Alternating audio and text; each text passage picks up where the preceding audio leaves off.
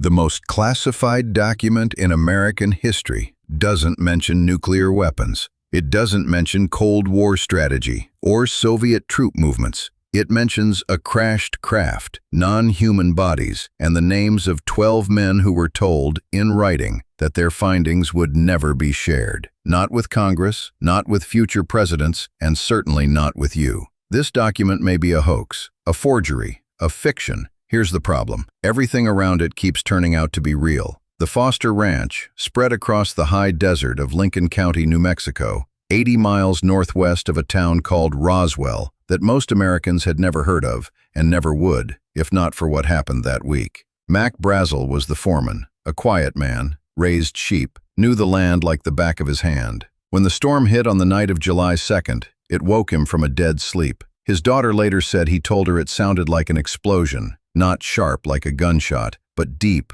rolling, something that vibrated in your chest. The next morning, July 3rd, he rode out to check his fences and his sheep. What stopped him wasn't a broken fence. It was a field of metal, if you could call it that, scattered across nearly a mile of scrub brush. Pieces the size of a thumbnail, pieces the size of a car door, all of it silver gray, impossibly light. Brazel picked up one of the fragments. It looked like foil. He crumpled it in his hand. Then he opened his palm and watched it silently unfold, perfectly flat, no creases, no wrinkles, back into its original shape. He tried to burn it. It wouldn't catch. He tried to dent it with a sledgehammer. The hammer bounced off. Brazel also found beams, lightweight, impossibly strong, covered in engravings that looked like hieroglyphics but matched nothing in any known language. Purple and pink geometric symbols. He couldn't scratch them, couldn't cut them, and about half a mile from the main debris field, he found something else, something he would refuse to describe in detail to anyone for the rest of his life. He told neighbors, he told his children quietly when they were old enough, and then he stopped talking about it entirely. On July 6th, Brazel drove into Roswell with a box of debris in the back of his truck. He showed it to Sheriff George Wilcox. The sheriff called the Roswell Army Airfield. Within hours, soldiers were everywhere. Major Jesse Marcel, the base intelligence officer, arrived on site personally. Marcel was a combat veteran. He had seen German aircraft, Japanese aircraft, experimental Allied technology. He wasn't easily impressed. He walked through that debris field for hours, picking up fragments, turning them over in his hands. Then he loaded his car with as much as he could carry and drove it back to the base. That night, he woke up his wife and his 11-year-old son. He spread the debris across the kitchen floor. He looked at his son and said, "This is material from another world." The next morning, July 8, 1947, Roswell Army Airfield issued a press release. The many rumors regarding the flying disc became a reality yesterday when the intelligence office of the 509th Bomb Group was fortunate enough to gain possession of a disc. Front page news, every major paper in the country. Then 24 hours later, it vanished. General Roger Ramey held a press conference in Fort Worth. Spread across his office floor was a different set of debris, a torn-up weather balloon with a tinfoil radar target.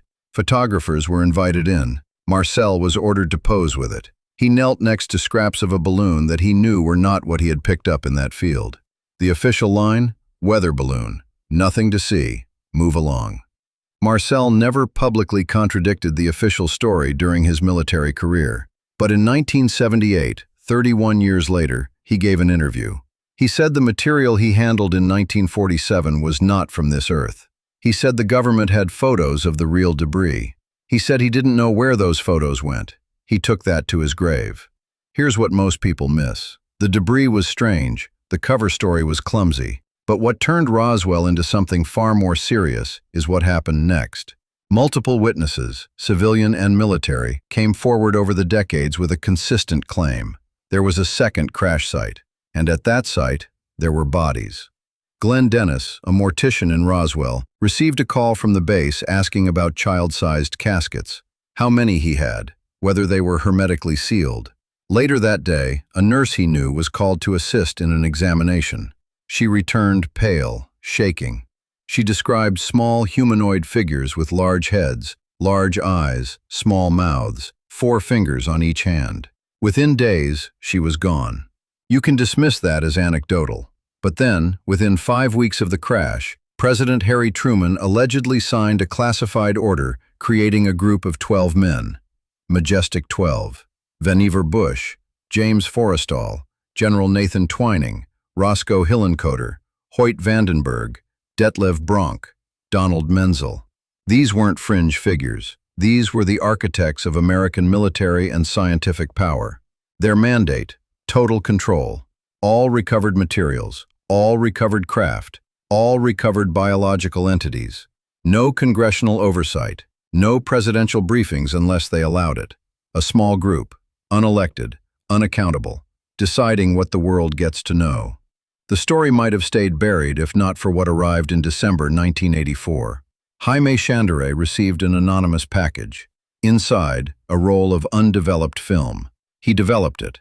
It showed an 8-page classified briefing document addressed to President-elect Dwight D. Eisenhower, dated November 18, 1952. At the top, top secret.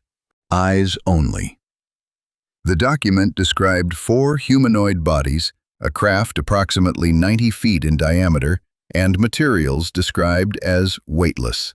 It stated the entities were extraterrestrial. Now, you should be skeptical. No original has ever been found. The FBI called the documents bogus, citing inconsistencies. The Air Force said it was a hoax. But the investigation didn't close in a way that made sense. It stopped, citing privacy concerns, something you don't do for a forged national security document. Meanwhile, real documents began to surface. A 1954 National Security Council memo references MJ-12 as an active designation. Vannevar Bush wrote about analyzing materials of extraordinary foreign origin. General Twining stated UFOs were real and not fictitious. These documents are real, signed, archived. And then there's James Forrestal. In 1949, he began to unravel. He believed he was being watched. He told friends something terrible was going to happen. He was confined to a room on the 16th floor of Bethesda Naval Hospital. On May 22, 1949, he went out a window. His death was ruled a suicide, but details didn't line up. The cord around his neck, the window location, missing sections of his diary. He had reportedly told colleagues he had seen things the public wasn't being told. Then he was dead. For decades, the MJ-12 story lived on the fringes, until the government itself began confirming pieces of it. In 2017, the New York Times revealed a secret Pentagon program studying unidentified aerial phenomena. Navy pilots recorded craft with no visible propulsion performing impossible maneuvers. A government report documented 144 encounters, 143 unexplained. In 2023, intelligence officer David Grusch testified under oath that he had been informed of a multi-decade crash retrieval and reverse engineering program involving non-human craft, a program he was denied access to, a small group, unelected, unaccountable. Here is what is not a theory. Something came down in New Mexico in 1947. The military's response was immediate and overwhelming. A senior intelligence officer insisted for decades it wasn't from this world. Secret programs to study these phenomena have been confirmed. A sworn witness has testified that crash retrieval programs exist, and a man who may have known too much died in a locked room under questionable circumstances. The MJ-12 documents may be real. They may be forgeries. But the structure they describe, a small group operating in the dark, controlling the most important information in human history, that structure has never been more real than it is today. The question was never whether we are alone. The question is, who decided you weren't allowed to know? And why, after all this time, they still haven't told you.